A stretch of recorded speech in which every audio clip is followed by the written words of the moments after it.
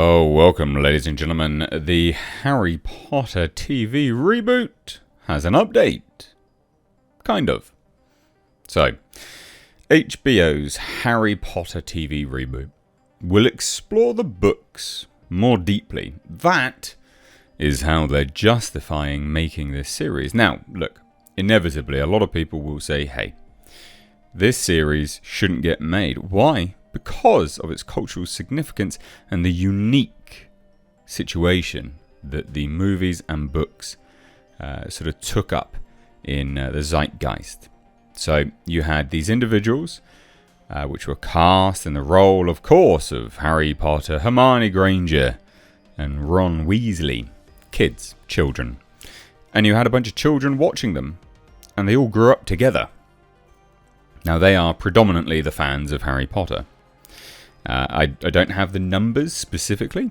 I'm not sure how many new Harry Potter fans are being generated year on year, generationally. But that is a very, very unique scenario. One in which cannot be replicated. Or should I say, one in which that they're going to try and replicate. So that's how they're going to justify this at the very least anyway.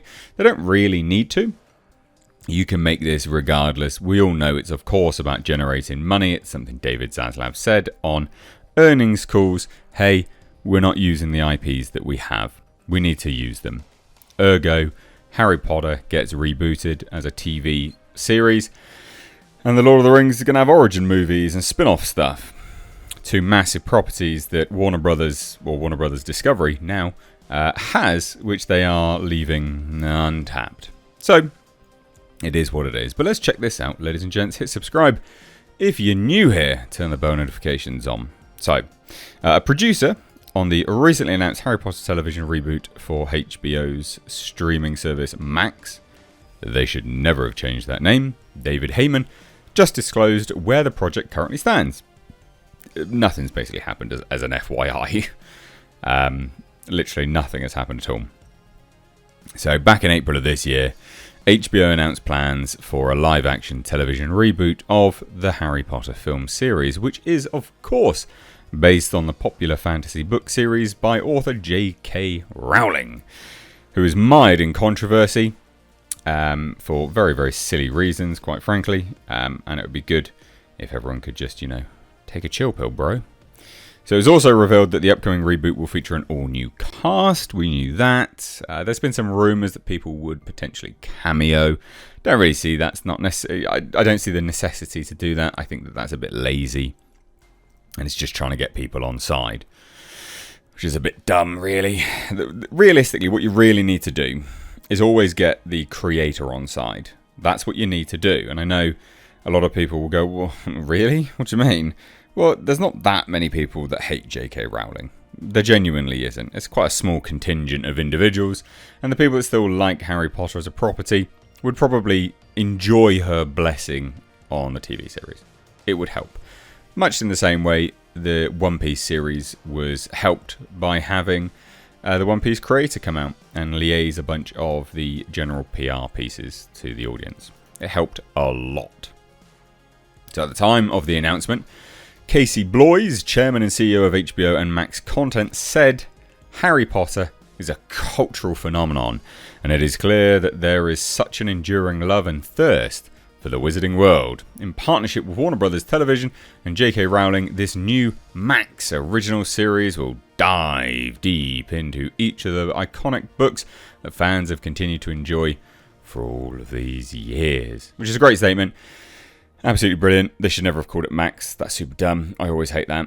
And there is genuinely a thirst for this as a world. I mean, they just released Hogwarts Legacy a couple months back now, and that blew up. Massive profit for Warner Brothers directly, because they, of course, still manage their own games. They don't license them out. So each season will apparently be based on one of Rowling's 7 novels, published between 1997 and 2007, delivering a more exhaustive exploration of the Harry Potter world than individual films could provide. Now that's interesting, isn't it? Like, typically speaking, like a page in a script is, a certain 10-second block in a movie. Something along those lines, I know if I remember rightly. I'm pretty certain it's 10 seconds. So, this is fascinating stuff. I still don't think they'll do that much justice. The reason why I say that is HBO Max, streaming platforms in general, modern series. Here's eight episodes. What?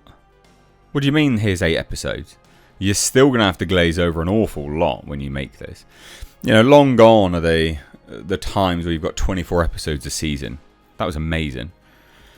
So, recently, and the reason why is budget. It's just too big. So, recently, producer David Heyman, who also produced all of the Harry Potter films, so that's quite good, has provided an update on the TV series to Total Film magazine. On Harry Potter, it's early days. We haven't even hired a writer to begin writing. It's a bit early, but hopefully it will be something that's very special and gives us an opportunity to see the books and to enjoy a series which explores the books more deeply. So good. That's the aim. They want it to be a deep exploration. Having someone on board that was a previous producer on the movies, that's quite positive, quite frankly. You know, if you like the movies and that's your sort of fan base entry to the property, you'll be reassured by that. So it appears that the television series is still a long way off, much to the relief of Harry Potter fans who fear the reboot is coming far too soon. It is coming too soon. Like, that's not exactly a stretch. So these fans are likely struggling to grasp the concept of someone other than Daniel Radcliffe, Rupert Grint and Emma Watson playing the Golden Trio.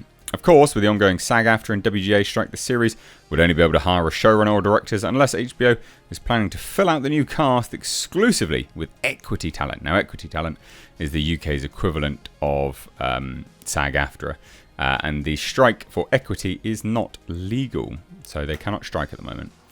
The last Harry Potter film, Harry Potter and the Deathly Hallows Part 2, was released in 2011, but the film series has successfully endured over the years, consistently outperforming comparable franchises in the home video and streaming market. So basically, what are you doing? You shouldn't probably make this. But hey, look, we get it. We understand why you're doing it. What do you guys think? They're going to explore it more deeply. Each of the series will be a book. There'll probably only be 8 episodes long, though, and that's too short, I think, personally. I mean, it's 8 hours, presumably, if they're going to do hour-long content. 8 hours of content for a book. That is very short, actually, when you're looking at it from that perspective. Now, obviously, they will be able to do more than they had done previously, but it's still not a lot. So, anyway, I'd love to hear your thoughts. What do you think? Is this doomed or not? Cheers, guys. Take care. Bye-bye now.